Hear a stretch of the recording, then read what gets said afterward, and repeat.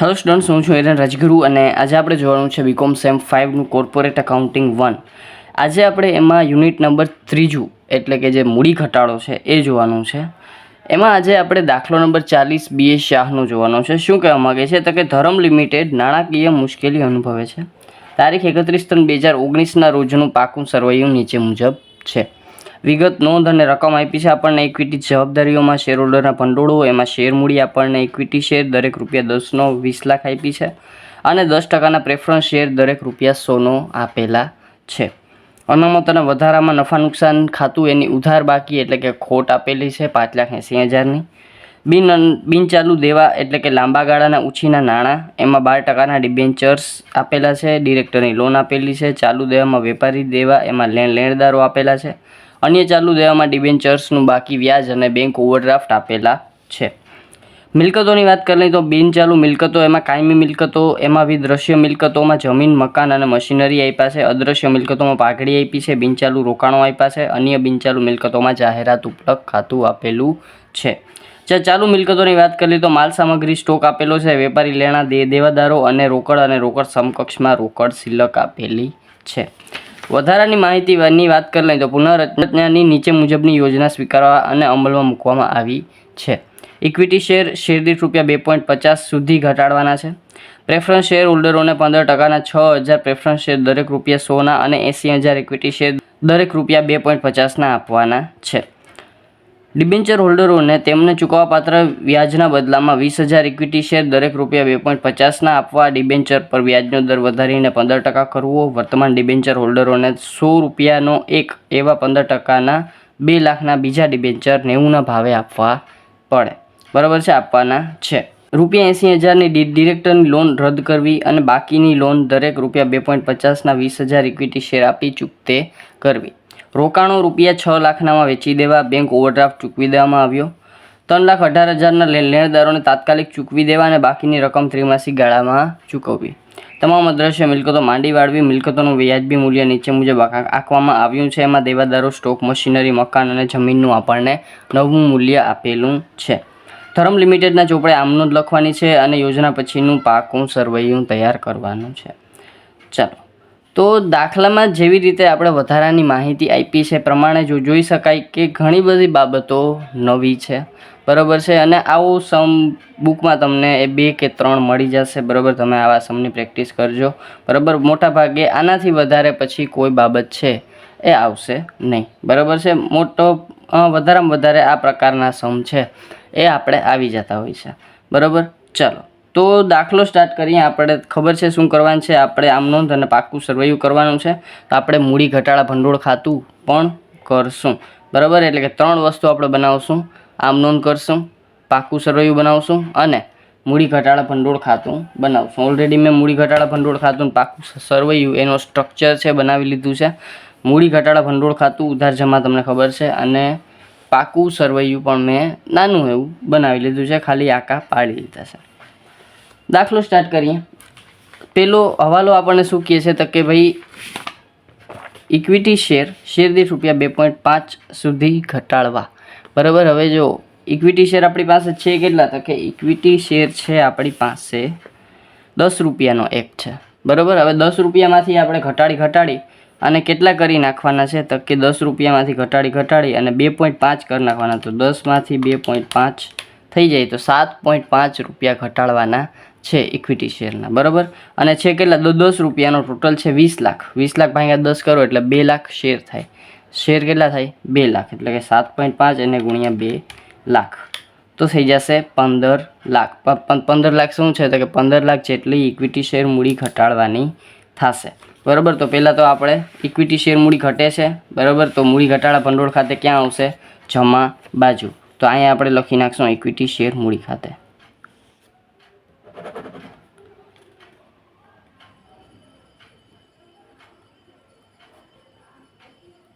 કેટલા તો કે 15 લાખ. બરાબર, હવે આની જરાક આમ નોંધ કરી નાખીએ આપણે. બરાબર, શું થશે આમ નોંધ તો કે મૂડી ઘટાડા ભંડોળ ખાતે જમા છે અને ઇક્વિટી શેર મૂડી ખાતે શું થશે? ઉધાર. તો અહીંયા આપણે પેલી આમ નોંધ કરી નાખીએ. ઇક્વિટી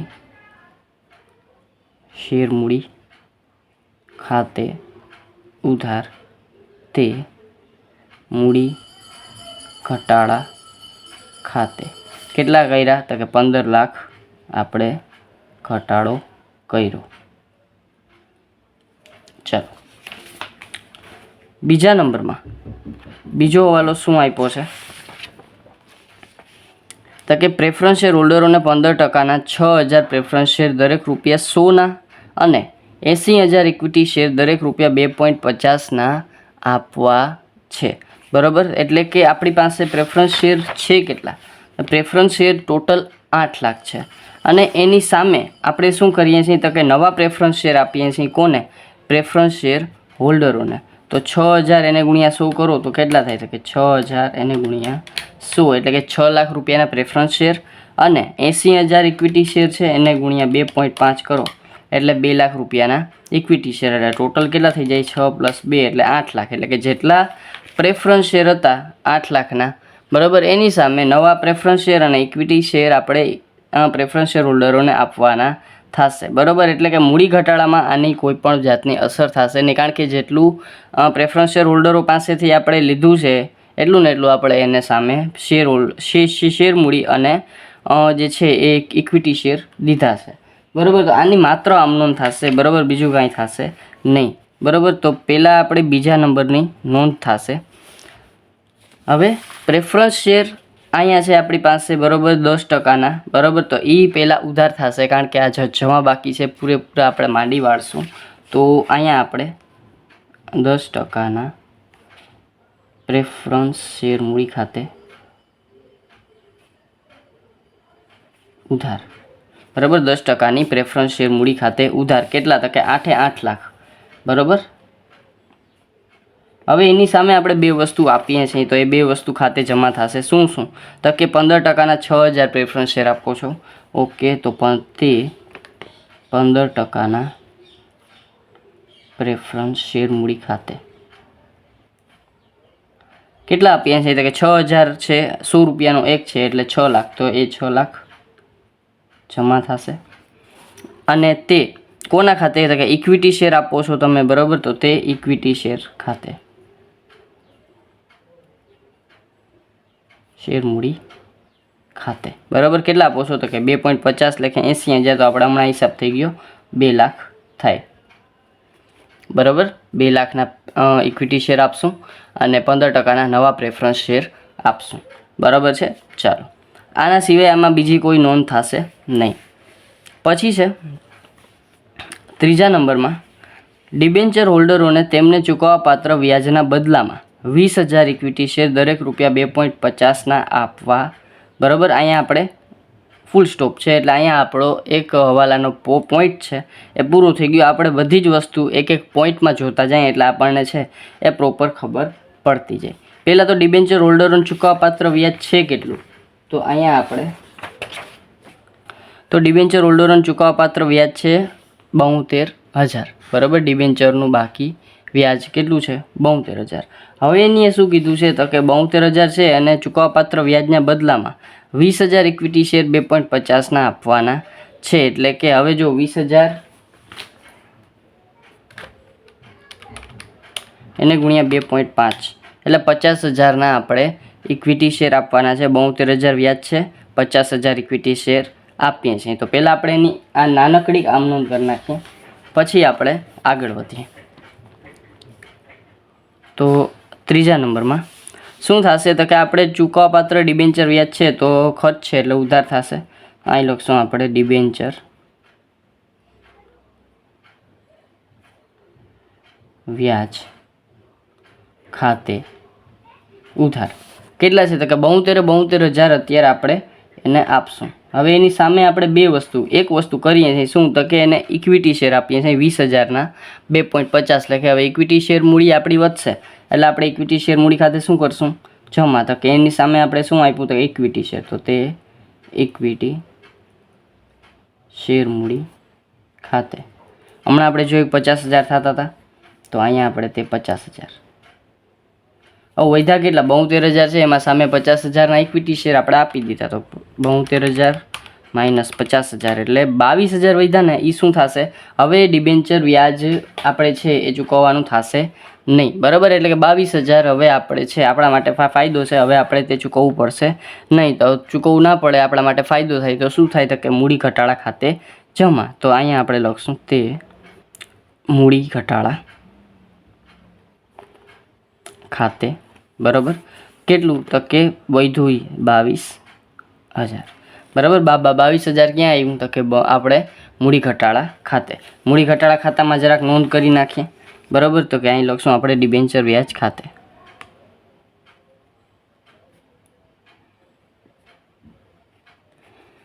કેટલા થયા? તો કે 22,000, બરાબર છે. ચાલો આગળ વધીએ. પહેલા પોઈન્ટનું કામ થઈ ગયું. બીજો પોઈન્ટ ત્રીજા હવાલામાં ડિબેન્ચર પર વ્યાજનો દર વધારી અને 15% કરવાનો છે. ડિબેન્ચર પર શું કરવાનું છે? ડિબેન્ચર પર વ્યાજનો દર વધારીને 15% કરવાનો છે. પૈસામાં કોઈ ફેર નહીં પડે, પણ હવેથી આપણે જ્યારે ડિબેન્ચર હોલ્ડરોને વ્યાજ ચૂકવશું ત્યારે આપણે 15%ના દરે વ્યાજ ચૂકવવાનું થશે, બરાબર. અત્યારે આપણી પાસે હાલમાં ડિબેન્ચર હોલ્ડર કેટલાના છે? તો કે 12%ના ડિબેન્ચર છે, બરાબર. તો આપણે 12%ના કેન્સલ કરીને કેટલા કરવાના છે? 15%ના, બરાબર. તો અહીંયા આપણે આમનું લખી નાખશું ચોથા નંબરમાં 12%ના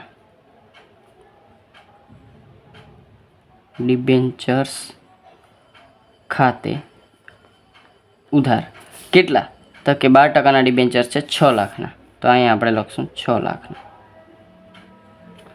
તે કેમાં કન્વર્ટ કરીએ છીએ? 15%ના ડિબેન્ચર્સમાં. તો અહીં લખશું તે 15%ના ડિબેન્ચર્સ ખાતે, બરાબર. 6 લાખ. પૈસા એ જ રહેશે, પૈસામાં કાંઈ ચેન્જ થશે નહીં. સર તમે શું કર્યું કંઈ ખબર ન પડી? તો આપણી પાસે 12%ના ડિબેન્ચર હોલ્ડર ખાતે બોલતા હતા, બરાબર. ડિબેન્ચરની બાકી શું હોય? જમા હોય. તો હવે આપણે જે 12%ના ડિબેન્ચર્સ હતા એને કેન્સલ કરવાના છે. તો જે જમા બાકી હતી એને આપણે ક્યાં લઈ જવાના? ઉધાર, એટલે કે 12%ના ડિબેન્ચર ખાતે, બરાબર. પૈસામાં કંઈ ચેન્જ થશે નહીં. કે હવે આવતા વર્ષથી જ્યારે આપણે ડિબેન્ચર હોલ્ડરને વ્યાજ ચૂકવશું ત્યારે આપણે 12% નહીં ચૂકવીએ, પણ જે નવા ડિબેન્ચર છે, બરાબર, એટલે કે જે 15% આપણે એને કરી નાખ્યા ત્યાં ચૂકવશું. તો એની જગ્યાએ નવા ડિબેન્ચર આવ્યા તો એના ખાતે શું થશે? જમા થશે. એટલે કે તે 15%ના ડિબેન્ચર ખાતે, એટલે કે 15%ના ડિબેન્ચર ખાતે આપણે જમા કર્યું. પૈસામાં કાંઈ ચેન્જ થશે નહીં. ચાલો આ વસ્તુ ક્લિયર થઈ ગઈ હશે. પછી છે આ બીજો પોઈન્ટ હતો. પછી છે વર્તમાન ડિબેન્ચર હોલ્ડરોને 100 રૂપિયાનો એક એવા 15%ના ₹2 લાખના બીજા ડિબેન્ચર 90ના ભાવે આપવા. હવે આપણે ડિબેન્ચર હોલ્ડરોને નવા ડિબેન્ચર આપીએ છીએ. નવા ડિબેન્ચર આપીએ છીએ એટલે આપણે નથી આપતા, આપણે ડિબેન્ચર હોલ્ડર પાસેથી પૈસા લઈ લઈએ છીએ, બરાબર. તો પહેલાં આપણે આની આમ નોંધ કરી નાખીએ તો આપણે વધારે સમજાય. તો આપણે નવા ડિબેન્ચર આપીએ છીએ, બરાબર. તો અહીંયા આપણે 5મા નંબરની નોંધ લખશું. શું થશે? તો કે કેટલા ટકાના ડિબેન્ચર છે? તો કે 15%ના નવા ડિબેન્ચર છે. તો પૈસા આપણી પાસે આવશે તો ઉધાર, એટલે કે બેંક ખાતે ઉધાર. કેટલા આવશે? તો કે 2 લાખના ડિબેન્ચર છે, બરાબર. પણ 90ના ભાવે લઈ છીએ આપણે. 100 રૂપિયાનો એક ડિબેન્ચર છે, ટોટલ છે 2 લાખ, પણ 90 રૂપિયાએ આપણે લઈ છીએ. એટલે કે આપણે ડિબેન્ચરમાં વટાવ રાખ્યો છે, બરાબર. તો જરાક આપણે જોઈ લઈ તો કે 2 લાખ એને ભાંગ્યા 100 એટલે કે 2000. 2000 એને ગુણ્યા 10, કારણ કે એક 10 રૂપિયા આપણને મળતા નથી, બરાબર. એટલે એને ગુણ્યા 10 એટલે 20,000 રૂપિયા આપણે વટાવ રાખ્યો છે, બરાબર. વટાવ રાખ્યો છે. એમના ખબર પડે તો ત્રિરાશિ મૂકી દેવાની. 100 એ 2 લાખ, તો 90 એ કેટલા, બરાબર. અથવા તો 10 એ કેટલા, તો પણ તમને જે છે એ વટાવનું જે છે એ પ્રાઇસ મળી જશે. તો અહીંયા 20,000 આપણને મળતા નથી, તો મળે છે કેટલા? તો ટોટલ છે 2 લાખના, એમાંથી 20,000 નથી મળતા, તો 1,80,000 મળે છે. તો બેંક ખાતે આપણને મળશે કેટલા? 1,80,000, બરાબર. તે હવે 1,80,000 આપણને મળે છે. હવે બીજું શું થશે? તો કે વટાવ ખાતે ઉધાર. વટાવની બાકી શું હોય? ઉધાર હોય. તો અહીંયા આવશે વટાવ ખાતે ઉધાર. કેટલો હતો તો કે આપણે હિસાબ કર્યો હતો 20,000નો આપણો વટાવ હતો, તો 20,000 વટાવ ખાતે. તે આ બધું છે શું તો કે 15%ના ડિબેન્ચર છે, તો તે ક્યાં આપણે જમા કરશું? 15%ના ડિબેન્ચર ખાતે. કેટલા તો કે ટોટલ છે 2 લાખના. બરાબર, ટોટલ કેટલાના ડિબેન્ચર હતા? 2 લાખના, એટલે ટોટલ આપણે જમા કરી દીધો 2 લાખ. બરાબર, હવે એક વસ્તુ આપણે કરવાની છે શું તો કે આપણે જે વટાવ છે ને એ વટાવ જો આપણી પાસે અત્યારે આપણે મૂડી ઘટાડા ભંડોળ ખાતું બનાવીએ છીએ, બરાબર, પણ અત્યારે આપણી પાસે જે વટાવ આવ્યો એને આપણે માંડી વાળશું નહીં. શું કામ કે આપણી પાસે ભંડોળ છે કે નહીં એ આપણને ખબર નથી. હજી આપણે મૂડી ઘટાડા ભંડોળ તૈયાર થાય છે, બરાબર, મૂડી ઘટાડા ખાતું તૈયાર થાય છે. આપણી પાસે જો લાસ્ટમાં ભંડોળ વધશે તો આપણે આ વટાવ 20,000 માંડી વાળશું, પણ અત્યારે નહીં. બરાબર, અત્યારે હું અહીં નહીં લખી નાખું કે મૂડી ઘટાડા ભંડોળ ખાતે ઉધાર વટાવ આપણે પૂરેપૂરો માંડી વાળશું, અત્યારે નહીં, લાસ્ટમાં. બરાબર, જો અમારી પાસે ભંડોળ અહીંયા બધું કમ્પ્લીટ થઈ જશે, બધી વસ્તુ માંડી વળાઈ જશે ને લાસ્ટમાં મારી પાસે જો ભંડોળ વધશે તો હું આ 20,000 માંડી વાળીશ. બરાબર, અત્યારે આની બીજી ક્યાંય નોંધ થશે નહીં. બરાબર, બીજે મૂડી ઘટાડા ભંડોળમાં એની ક્યાંય નોંધ થશે નહીં. ચાલો આગળ વધીએ. 80,000ની ડિરેક્ટરની લોન રદ કરવી. 80,000ની ડિરેક્ટરની લોન રદ કરવી. તો હવે ડિરેક્ટરની લોન રદ કરવાની છે, તો ડિરેક્ટરની લોન છે કેટલી? તો ડિરેક્ટરની લોન આવી રહી, ડિરેક્ટરની લોન છે 2 લાખની. બરાબર, એમાંથી 80,000 રદ કરવાની છે. રદ કરવાની છે તો આપણા માટે શું છે? ફાયદો છે. તો પહેલાં આપણે મૂડી ઘટાડા ભંડોળ ખાતે જઈ અને શું કરી નાખશું? 80,000ની રદ. તો અહીંયા આપણા માટે મૂડી ઘટાડા ભંડોળ ખાતું જમા. બરાબર, કારણ કે હવે ડિરેક્ટર છે એ માગવા આવશે નહીં, તો અહીંયા આપણે લખશું ડિરેક્ટરની લોન ખાતે. અહીંયા હું રદ લખી નાખું છું બ્રેકેટમાં. બરાબર, કેટલાનું તો કે આપણે 80,000ની લોન રદ કરી છે. 80,000ની લોન શું કરી છે? રદ કરી છે. તો અહીંયા લખશું 80,000. આની આમનું તો બધાને આવડતી હશે, બરાબર છે. શું થશે તો કે ડિરેક્ટરની લોન ખાતે ઉધાર, તે કોના ખાતે? મૂડી ઘટાડા ખાતે. તો અહીં લખશું ડિરેક્ટરની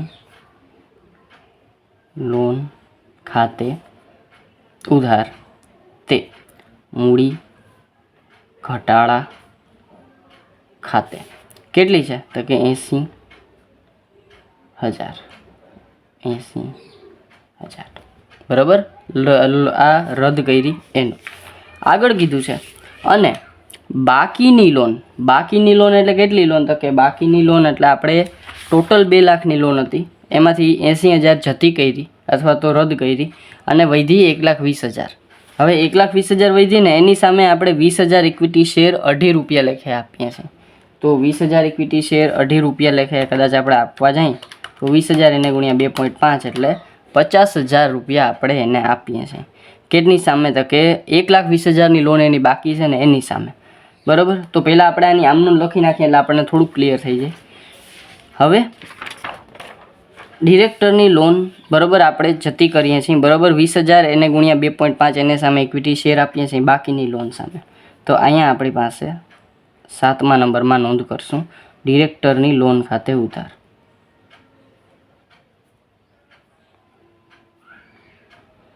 સર, ડિરેક્ટરની લોન ખાતે દર વખતે ઉધાર કેમ કરો છો? તો ડિરેક્ટરની લોન ક્યાં આપેલી છે? મૂડી દેવા બાજુ. મૂડી દેવા શું હોય? જમા હોય. હવે એને કેન્સલ કરવાનું છે તો ક્યાં દેશું? એને ક્રોસ એન્ટ્રી એટલે કે ઉધાર દેશું. બરાબર છે, 2 લાખ રૂપિયા હતી એમાં 80,000 પહેલાંથી આપણે કેન્સલ કરી નાખી, વધી કેટલી? 1,20,000. હવે એ આપણે કેન્સલ કરીએ છીએ એટલે કે 1,20,000 હવે આપણે દાબી દઈએ છીએ. કઈ રીતે તો કે એના માટે આપણે શું કરીએ છીએ તો કે એને ઇક્વિટી શેર આપીએ છીએ 2.5ના એના 50,000 રૂપિયા. બરાબર, તો અહીંયા આપણે તેની સામે શું આપીએ છીએ તો કે ઇક્વિટી શેર મૂડી, એટલે ઇક્વિટી શેર મૂડી ખાતે આપણે જમા, આપણી શેર મૂડી વધશે. તો અહીંયા આપણે લખશું તે ઇક્વિટી શેર મૂડી ખાતે. કેટલા તો કે 1,20,000ની લોન હતી, 50,000 આપણે ચૂકવશું. તો અહીંયા આપણે 50,000 ઇક્વિટી શેર મૂડી આપશું 50,000ની.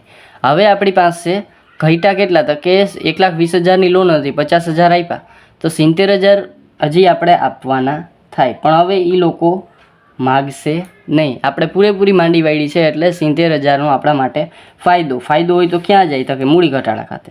તો તે મૂડી ઘટાડા ખાતે 70,000 બરાબર. મૂડી ઘટાડા ખાતામાં લખી નાખશે ડિરેક્ટરની લોન ખાતે.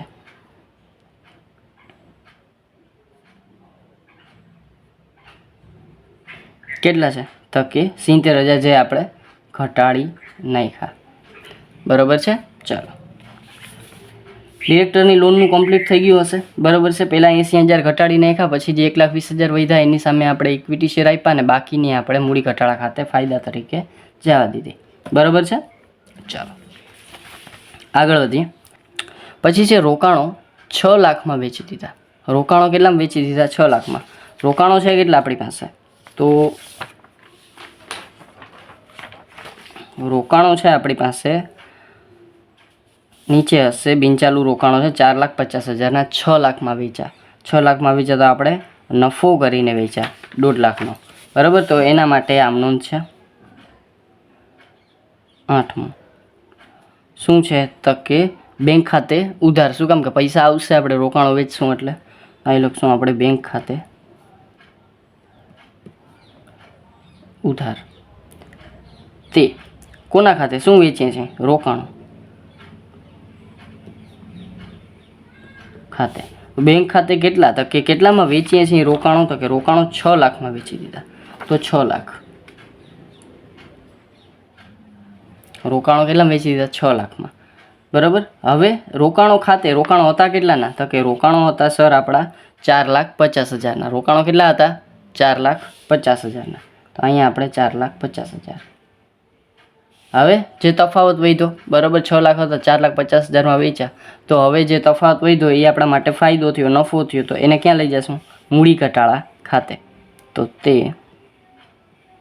મૂડી ઘટાડા ખાતે કેટલા? તો કે 4,50,000માં 6 લાખ માઇનસ કરો તો 1,50,000 વધશે. એ આપણો ફાયદો મૂડી ઘટાડા ખાતે. મૂડી ઘટાડા ખાતે લખી નાખશું. તો અહીંયા લખશું રોકાણો ખાતે. રોકાણ, વેચાણ, નફો, રોકાણો ખાતે કોઈ પણ લખી શકો.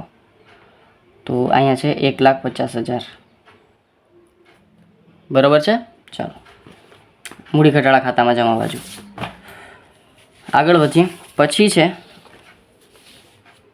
આગળ આપેલું છે બેંક ઓવરડ્રાફ્ટ ચૂકવી દેવામાં આવ્યો. બેંક ઓવરડ્રાફ્ટ ચૂકવી દીધો. તો બેંક ઓવરડ્રાફ્ટ કેટલો હતો? તો કે બેંક ઓવરડ્રાફ્ટ હતો 3 લાખનો. 3 લાખનો ચૂકવી દીધો. તો બેંક ઓવરડ્રાફ્ટની બાકી શું છે? જમા છે. હવે ચૂકવી દીધો છે તો એની બાકી શું થઈ જશે?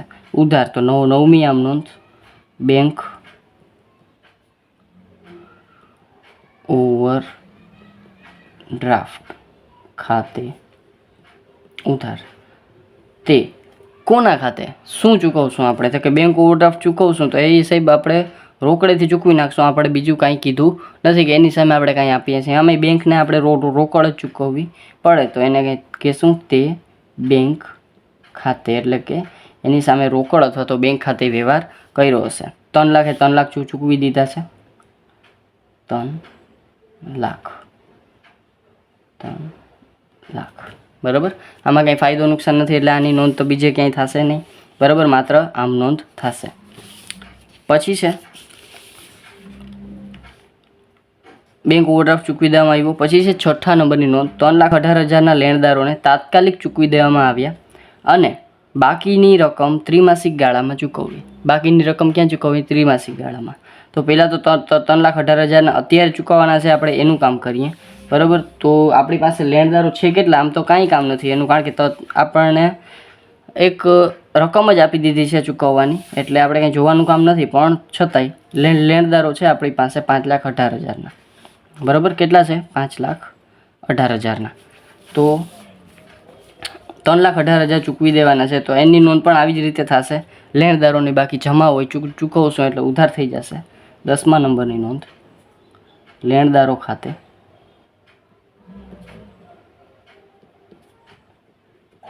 કેટલા? તક કે 3,18,000 ચૂકવી દીધા. બરાબર. અને તે એની સામે શું આપશું? તો કે રોકડ અથવા તો બેંક. તો તે બેંક ખાતે કેટલા? તો કે 3,18,000 1000 એની સામે રોકડ આપણે ચૂકવી દઈશું, બેંક ખાતે ચૂકવી દઈશું, બરાબર. હવે એની એમ કીધું છે કે ભાઈ બાકીની રકમ ત્રિમાસિક ગાળામાં ચૂકવવાની છે, તો એ તો હવે જ્યારે ચૂકવાશે ત્યારે ચૂકવાશે, જ્યારે ચૂકવાશે તેની નોંધ આપણે કરશું. પણ અત્યારે તો આપણે એને દેવા તરીકે જે બાકીની રકમ છે એને આપણે પાકા સરવૈયામાં બતાવશું, કારણ કે હજી એને ચૂકવવાની નથી, તો આની હજી કોઈ નોંધ થશે નહીં. જે બીજો સ્ટેપ છે એની કાંઈ નોંધ થશે નહીં, કારણ કે ચૂકવવાની છે, બરાબર છે. જે છે એ ચૂકવી નથી, બરાબર. જે નવું વર્ષ આવશે એમાં ત્રિમાસિક ગાળામાં ચૂકવશે, જ્યારે ચૂકવશે ત્યારે નોંધ ત્યારે, બરાબર છે. આગળ વધીએ. તમામ અદૃશ્ય મિલકતો માંડી વાળવી. અદૃશ્ય અને અવાસ્તવિક મિલકતો પણ સાથે લઈ લઈએ આપણે, બરાબર. એટલે તમામ અદૃશ્ય અને અવાસ્તવિક મિલકતો માંડી વાળવી. તો કઈ કઈ વસ્તુ આપણી પાસે અદૃશ્ય અને અવાસ્તવિક મિલકતો છે, બરાબર. તો પહેલાં હું છે એ આમનોંધને સાઈડમાં મૂકી દઉં અને મૂડી ઘટાડા ખાતું લઈ લઉં. હવે મિલકતો માંડી વાળવાની છે, તો મૂડી ઘટાડા ખાતે ક્યાં આવશે? ઉધાર બાજુ, બરાબર. અદૃશ્ય અને અવાસ્તવિક બે મિલકતો ધ્યાનમાં લેવાની થશે. તો પહેલાં તો અદૃશ્ય મિલકતોમાં છે પાઘડી મારી પાસે, તો હું પાઘડી માંડી વાળીશ 6 લાખની. તો અહીં લખું પાઘડી ખાતે 6 લાખ પહેલાં માંડી વાળીશ. પછી મારી પાસે અદૃશ્ય અવાસ્તવિકમાં આવી રહ્યું આ જાહેરાત ઉપલબ્ધ ખાતું, એ આપણી અવાસ્તવિક મિલકત છે, તો એ પણ હું માંડી વાળીશ. તો જાહેરાત ઉપલબ્ધ ખાતું કેટલી છે? તો કે 50,000, તો એ પણ હું માંડી વાળીશ. આ સિવાય મારી પાસે છે એ નફા નુકસાન ખાતું ઉધાર, એટલે કે મારી પાસે નફા નુકસાન ખાતાની ખોટ બોલે છે, બરાબર છે. મારી પાસે શું બોલે છે? નફા નુકસાન ખાતાની ખોટ બોલે છે, ઉધાર છે. નફા નુકસાન ખાતાની ઉધાર બાકી છે, ઉધાર બાકી પણ હું છે એ શું કરીશ? માંડી વાળીશ. તો અહીં લખીશું નફા નુકસાન ખાતું, જે ખોટ છે એ પણ હું માંડી વાળીશ. તો અહીંયા છે હું 5,80,000 એની પણ જોગવાઈ કરી નાખીશ, બરાબર છે. 5,80,000ની શું કરી નાખીશ? જોગવાઈ. એ પણ આપણી અવાસ્તવિક મિલકત છે, બરાબર. ચાલો આ સિવાય મારી પાસે કોઈ પણ જાતની અદૃશ્ય કે અવાસ્તવિક મિલકત નથી. 3 મિલકત હતી, પાઘડી, જાહેરાત અને નફા નુકસાન ખાતું, એની ઉધાર બાકી. આ 3 વસ્તુ મેં માંડી વાળી, બરાબર. આની આપણે જરાક નાનકડી એવી શું કરી નાખીએ? આમ નોંધ, બરાબર છે. તો આમ નોંધ માટે હું પેજ જરાક ચેન્જ કરી નાખું. અહીંયા મેં આકા પાડેલા નથી, તો હું ડાયરેક્ટ આમ નોંધ લખી નાખું છું, બરાબર. હવે આકા પાડતો નથી. તો 11મા નંબરની નોંધ છે પાઘડી મૂડી ઘટાડા ખાતે ઉધાર.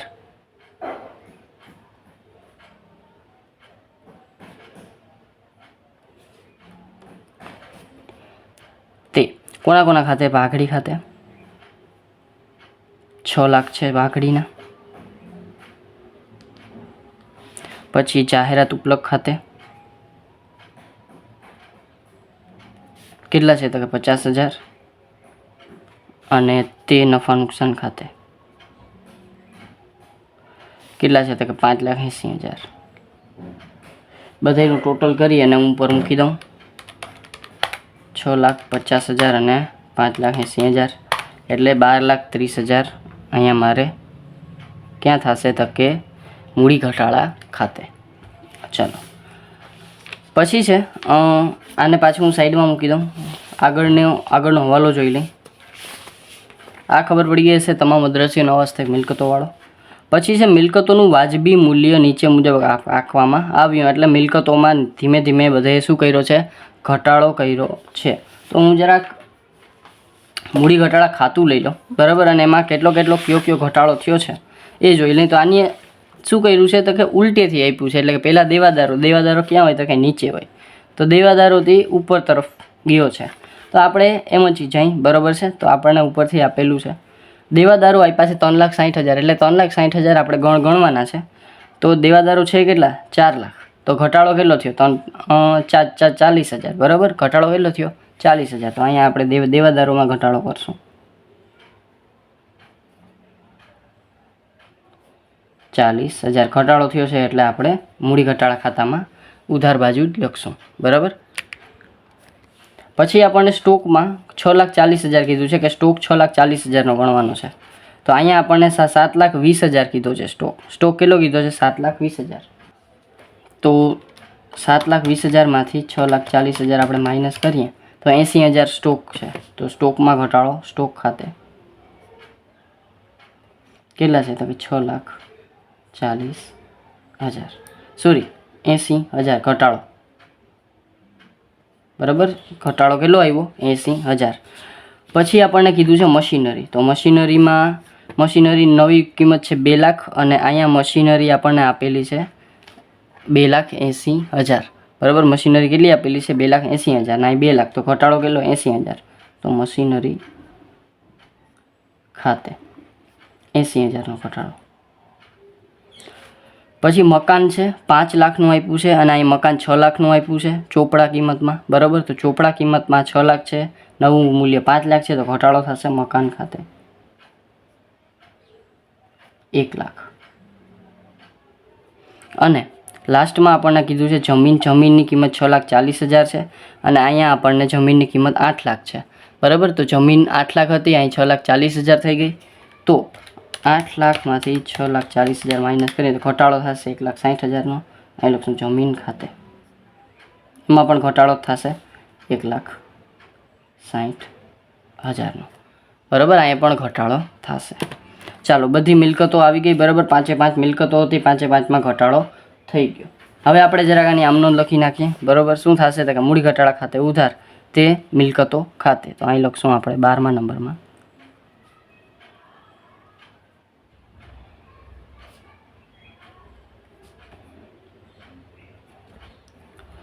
તે કોના ખાતે તો કે દેવાદારો ખાતે 40,000,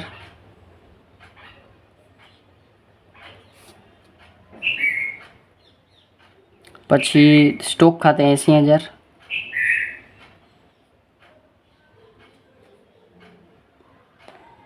પછી તે મશીનરી ખાતે 80,000,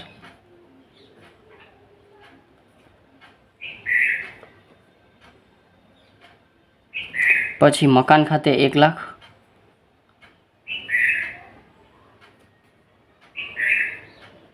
અને તે જમીન ખાતે 1,60,000. ટોટલ કરી અને આખું મૂડી ઘટાડા ખાતે ઉધાર લખી નાખીએ, બરાબર છે. તો અહીંયા આપણે 1,60,000, 1 લાખ પ્લસ 80,000 પ્લસ 80,000 પ્લસ 40,000 એટલે 4,60,000 ટોટલ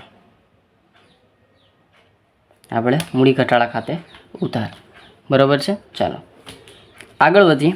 હવે આપણને કોઈ પણ હવાલો છે એ બાકી રહેતો નથી. લાસ્ટ આપણે આ જે મિલકતોમાં ઘટાડો હતો એ આપણે લેવાનો હતો, એ આપણે લઈ લીધો, બરાબર. હવે આપણે કરવાનું શું છે તો કે હવે આપણે જે મૂડી ઘટાડા ખાતું છે એને બંધ કરવાનું છે, બરાબર. 15,22,000, 80,000, 70,000, 1,50,000, 18,22,000. ચાલો, તો અહીંયા આવશે 18,22,000.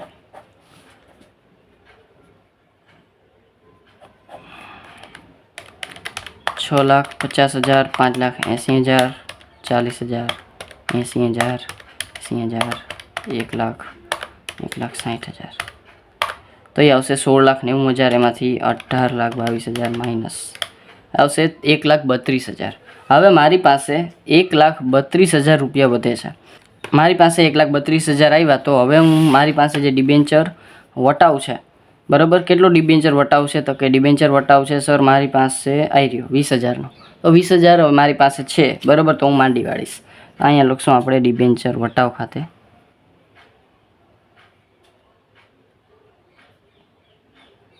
કેટલા છે તો કે 1,32,000 સોરી 20,000નું ડિબેન્ચર વટાવ છે, એ પણ માંડી વાળશું. અને બાકી આપણી પાસે કેટલી વધે તો કે આમાંથી આપણે જો 20,000 માઇનસ કરીએ તો 1,12,000 વધે, એને આપણે લઈ જઈશું મૂડી અનામત ખાતે. કેટલા તો કે 1,12,000 મારે ક્યાં લઈ જવાના છે? મૂડી અનામત ખાતે. ચાલો, આ વસ્તુ થઈ ગઈ ક્લિયર. હવે આપણે શું કરવાનું છે તો કે હવે એક લાસ્ટ આમનોંધ કરવાની છે ને પછી આપણે પાકું સરવૈયું કરશું. તો લાસ્ટ આમનોંધ આપણી શું થશે તે 13મા નંબરની, તો કે આપણે 2 વસ્તુ કરી, અલગ અલગ કરો તો પણ ચાલે, ભેગી કરો તો પણ ચાલે, આપણે ભેગી કરી નાખીએ. મૂડી ઘટાડા ભંડોળ ખાતે ઉધાર, તો અહીં લખશું આપણે મૂડી ઘટાડા ખાતે ઉધાર કેટલું તો કે આ 1,12,000 અને 20,000 ટોટલ કેટલા હતા? 1,32,000. એમાંથી 2 ભાગ પાડ્યા. એમ એકમાંથી આપણે વટાવ શું કર્યો તો કે માંડી વાળ્યો, બરાબર છે. તો અહીં લખશું આપણે તે ડિબેન્ચર વટાવ ખાતે કેટલા? 20,000 અને તે મૂડી અનામત ખાતે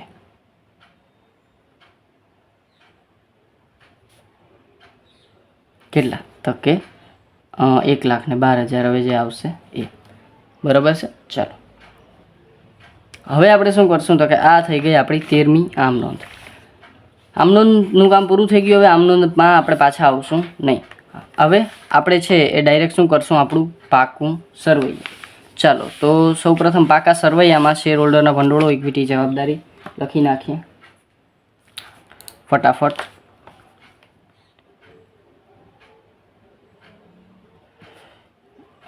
ઇક્વિટી અને જવાબદારીઓ, એમાં પહેલાં આવશે શેર હોલ્ડરના ભંડોળો.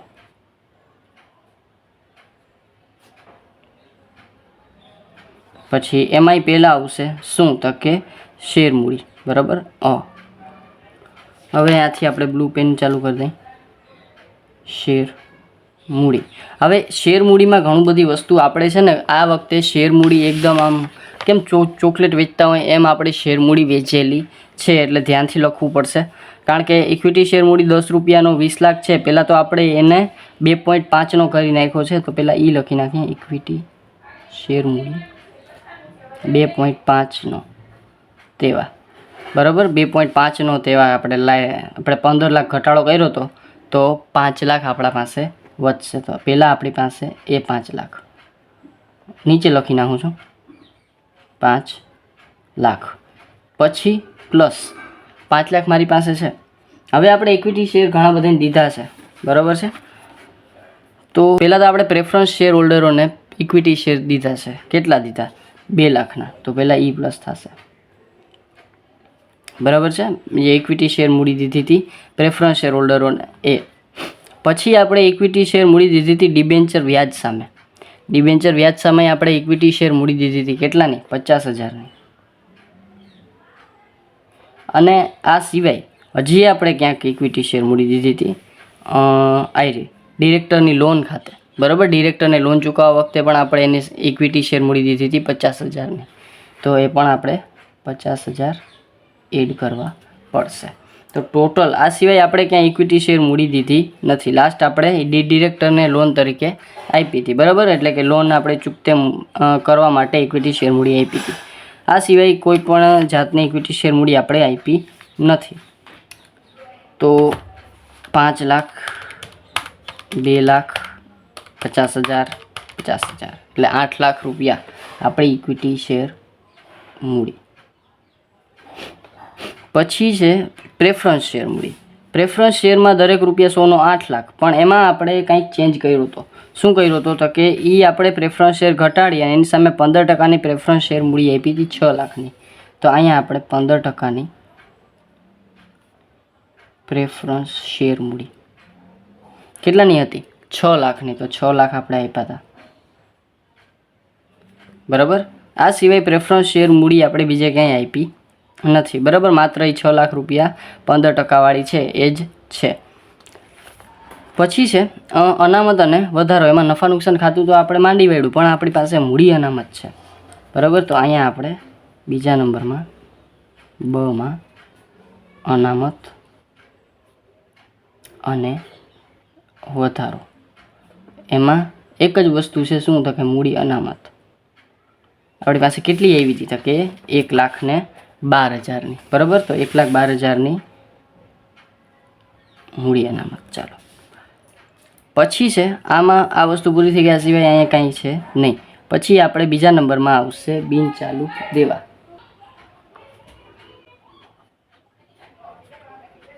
બિનચાલુ દેવામાં લાંબા ગાળાના ઉછીના નાણાં, બરાબર છે.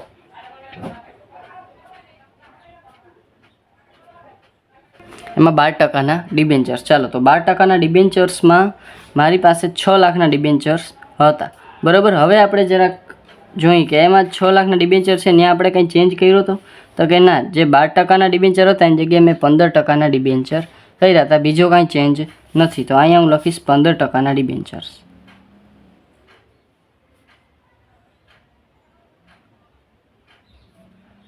કેટલા? તો કે 6 લાખના છે, તો અહીં 6 લાખ. સર તમે આઉટર કોલમમાં કેમ લખ્યું? કારણ કે આગળ આપણે 2 લાખના 15%ના બીજા ડિબેન્ચર્સ એને આપીએ છીએ, બરાબર. 15%ના નવા ડિબેન્ચર્સ પણ એને આપીએ છીએ. કેટલાના? તો કે 2 લાખના, તો પ્લસ 2 લાખ એ થશે ને,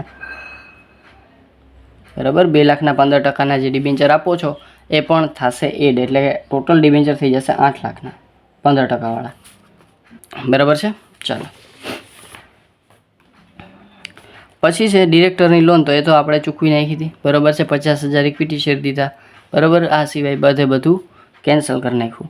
પછી છે ચાલુ દેવા. બિન ચાલુ દેવાનું કામ પૂરું થઈ ગયું. આ સિવાય ડિબેન્ચર સિવાય કાંઈ નહીં હોય.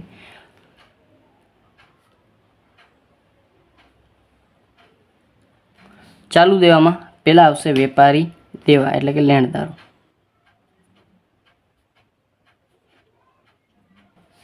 તો લેણદારો કેટલા છે? તો 5,18,000. એમાં 3,18,000 આપણે ચૂકવી દીધા હતા, યાદ હોય તો, બરાબર. અહીંયા આપણે ચૂકવણી કરી હતી લેણદારોને, બરાબર છે. ક્યાં ગઈ લેણદારોની ચૂકવણી? આવી રહી, બરાબર. લેણદારોને 3,18,000 ચૂકવી દીધા હતા. તો 3,18,000 જાય 5 લાખમાંથી, તો 2 લાખ વધે. તો અહીંયા આપણે લેણદારો લખશું 2 લાખ, બરાબર છે. એટલે લેણદારો કેટલા વધશે? 2 લાખ. 5,18,000 હતા, 3,18,000 ચૂકવી દીધા, તો વધ્યા 2 લાખ. પછી છે અન્ય ચાલુ દેવામાં ડિબેન્ચરનું બાકી વ્યાજ. તો એ પણ આપણે જતું કરી નાખ્યું હતું, બરાબર છે. આપણે ખબર હોય 50,000 દીધા અને 22,000 ક્યાં લઈ ગયા હતા? મૂડી ઘટાડા ખાતે. અને બેંક ઓવરડ્રાફ્ટ 3 લાખ, તો એ પણ આપણે ચૂકવી દીધો છે, બરાબર. એટલે કે આ બેમાંથી કોઈ પણ વસ્તુ હવે રહેતી નથી. તો આ વસ્તુ થઈ ગઈ મૂડી દેવા બાજુની, બરાબર, એટલે કે ઇક્વિટી જવાબદારીની. પછી આપણે બીજા નંબરમાં આવશે, અહીંયા આપણે કુલ કરી નાખશું પછી, બરાબર, લાસ્ટમાં. પછી આપણે અહીંયા આવશે મિલકતો.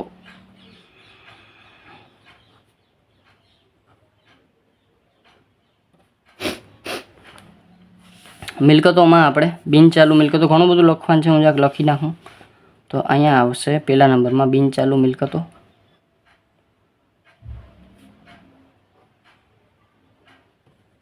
પછી એમાં આવશે અકાયમી મિલકતો.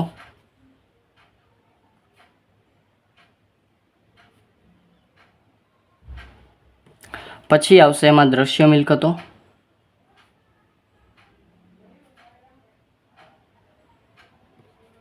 પછી આવશે જમીન, મકાન અને મશીનરી. તો એ બધીની વેલ્યુ આપણને નવી આપેલી છે, જમીન, મકાન અને મશીનરી. તો આપણે પહેલાં લખી નાખું જમીન, મકાન અને મશીનરી.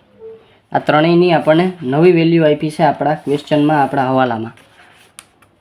તો આ જે નવી વેલ્યુ આપી એ જ આપણે લખવાની છે, બરાબર. શું છે? તો કે મશીનરી.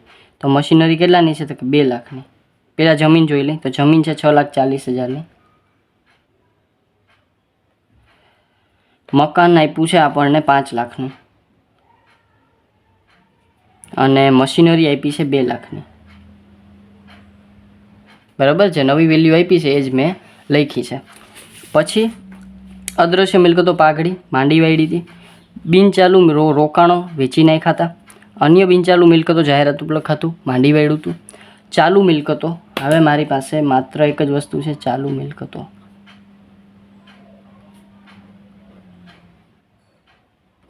તો ચાલુ મિલકતોમાં મારી પાસે સ્ટોક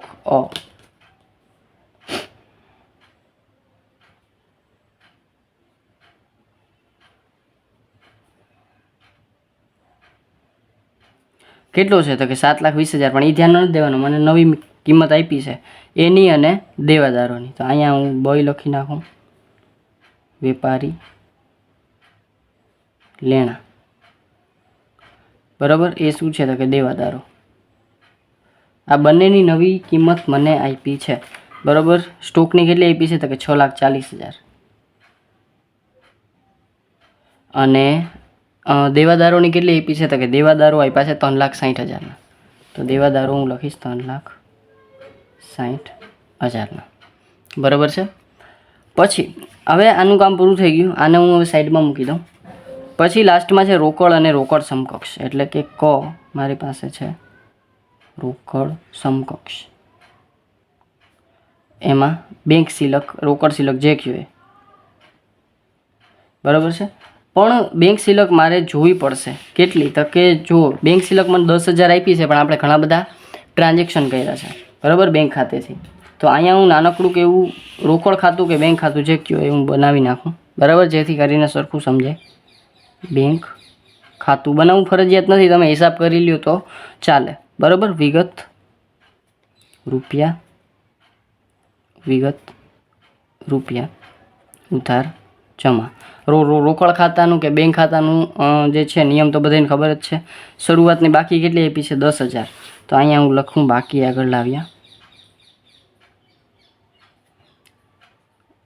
10,000.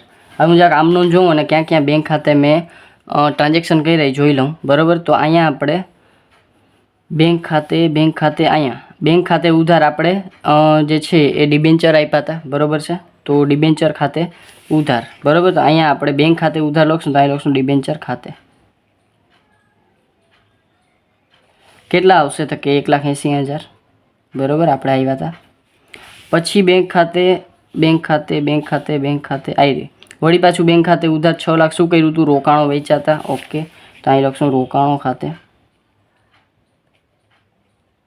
કેટલાના વેચ્યા હતા? 6 લાખના, તો 6 લાખ રોકડ ખાતે આવશે. પછી બેંક ઓવરડ્રાફ્ટ આપણે ચૂકવ્યો હતો બેંક ખાતે જમા, તો અહીંયા આપણે બેંક ઓવરડ્રાફ્ટ ખાતે ચૂકવ્યો છે એટલે જમા થશે, રોકડ આપણી જશે. તો અહીં લખશું આપણે બેંક ઓવરડ્રાફ્ટ ખાતે. કેટલાનો? તો કે 3 લાખનો ચૂકવ્યો છે, બરાબર. કેટલાનો ચૂકવ્યો છે? 3 લાખનો. પછી લેણદારોને ચૂકવ્યા છે કેટલા? તો કે 3,18,000. તો અહીંયા આપણે લખશું ચૂકવ્યા છે, આપણા પૈસા જશે, તો લખશું લેણદારો ખાતે. કેટલા છે? તો કે 3,18,000, બરાબર. 3,18,000 આપણે લેણદારોને ચૂકવ્યા હતા. આ સિવાય રોકડ બેંક ખાતે બીજી કોઈ પણ જાતની અસર છે એ આપણે આપી નથી. આટલી અસર આપણે રોકડ બેંક ખાતે આપી છે, તો ખાતું બંધ કરી દઈ અને જે આવે એ આપણી આખરની બાકી 6 લાખ, 1,80,000 અને 10,000, તો એ આવશે 7,90,000. એમાંથી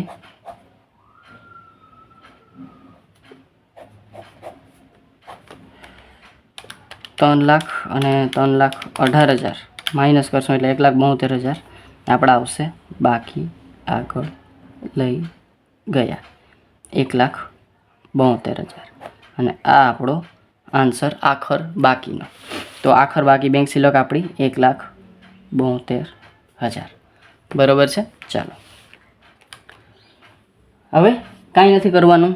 શું કરવાનું છે? તો કે આપણા પાકા સરવૈયાને બંધ. તો પાકું સરવૈયું બંધ કરી દઈ.